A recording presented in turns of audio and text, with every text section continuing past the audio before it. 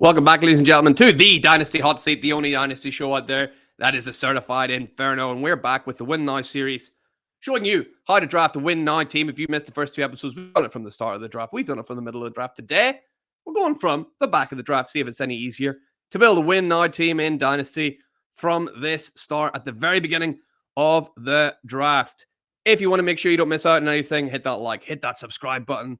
We are on the road for several targets, actually. We want to get to 700. Hey, we might have got there already by the time this video goes out. I highly doubt it, but you can help out. Maybe we're close, guys. Maybe we're close. We're about 50 away whenever I'm recording this. So if I'm even closer, hey, thanks to you. If you're a new subscriber, welcome. If you're no G, great to see you again. Let's buckle in. Let's go for it. We're drafting a Win Now team. Now, for those who don't know, Win Now team, it is Dynasty. We do get to keep these teams, obviously, but we want to make sure we go in and we dominate from the start. Get the best players available here to win this league. Year one, take up all the winnings and then not worry about buy-ins for years and years. That is a strategy a lot of people take. So let's try and share a little bit of knowledge on how to do that. I see the ultimate Win Now piece, ladies and gentlemen. Christian McCaffrey, the cheat code himself. He's the ultimate Win Now piece. I'm going to take him for sure with one of my picks because this guy's a cheat code. He's an automatic. If he stays healthy, he's like an automatic slot straight into the playoffs because he's just so far ahead of everyone else at his position. The second guy I'm going to pick up could start to think about my quarterback one with Caleb Williams. I'm going to take someone who I'm more solidly relying on to win games. You have to be sure you're not risking too much. The least risky wide receiver in the NFL this year, and I mean this, Amon-Ra St. Brown. He is not as risky as any of these guys. You know what you're going to get with Amon-Ra. Remember, he's playing injured last year. For anyone who's seen that receiver show, he dominated and was injured the entire year. So I'm delighted to start with CMC and Amon-Ra St. Brown as it swings back round to me. Jaden Daniels and Trevor Lawrence are still there. I know I don't have a quarterback one yet.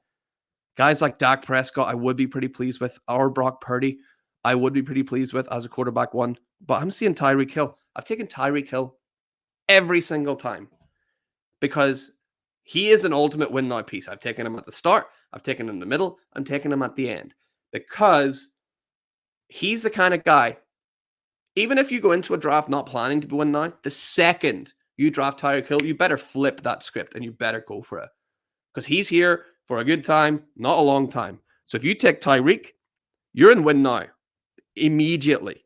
That is the mode that you go into.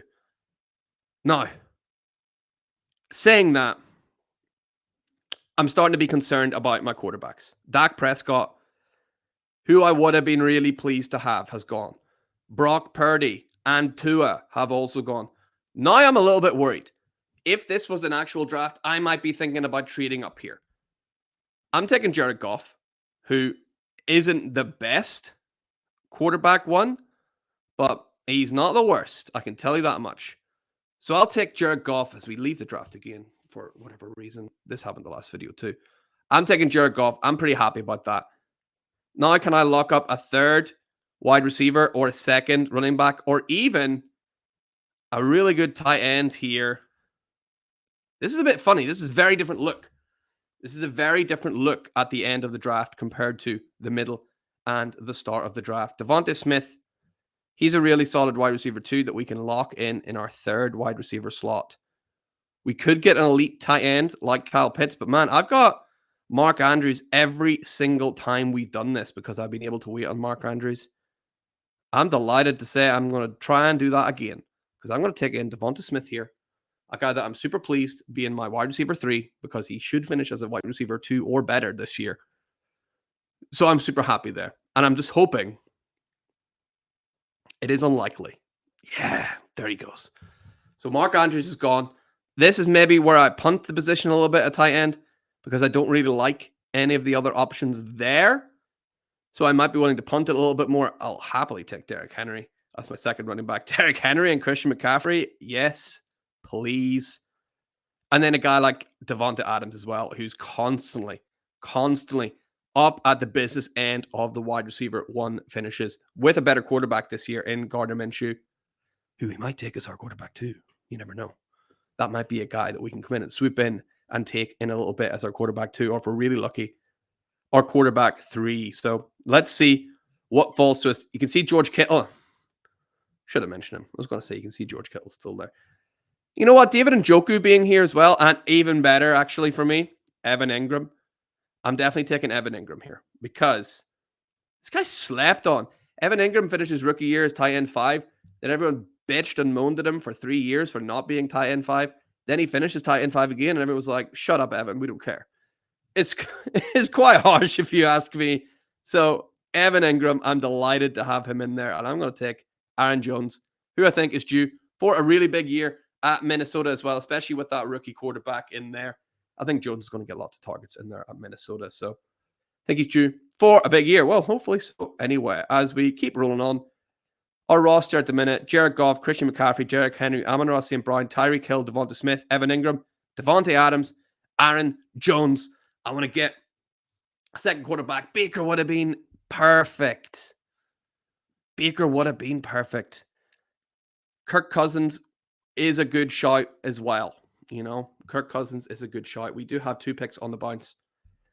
Do we wait for Matthew Stafford like we've done in other years? Let's take Kirk this time.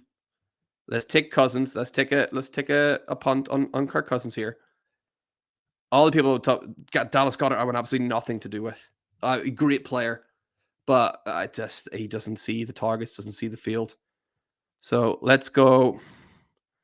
No wide receivers I love here. The guy that stands out to me is Zach Moss. So let's take Zach Moss here at the 11-1 position.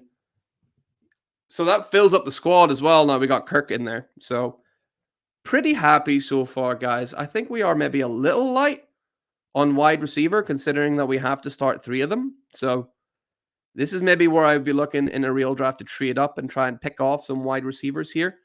But also, I mean, I'm looking, and it's guys that I don't love. QJ, I mean, throw up in my mouth. Quentin Johnson, no.